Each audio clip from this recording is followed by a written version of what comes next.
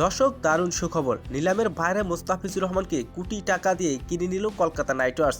মুস্তাফিজুরকে হারিয়ে মাথায় হাত দিলেন চেন্নাই সুপার কিংসের মালিকরা।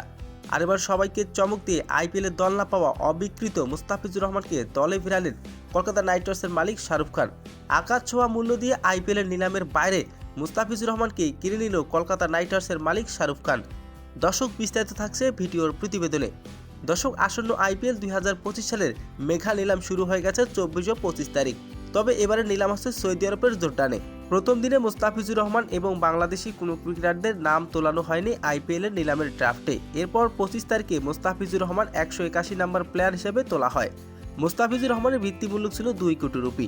মুস্তাফিজুর রহমানকে তোলানোর পর তাকে নিয়ে কোনো আগ্রহ দেখায়নি ফ্র্যাঞ্চাইজি দলগুলো।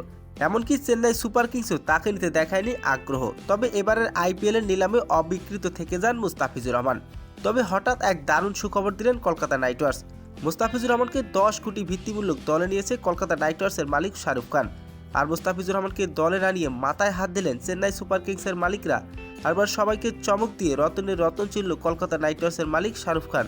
আর এবারের আইপিএলে মুস্তাফিজুর রহমান খেলবেন কলকাতা নাইট রাইডার্সের হয়ে।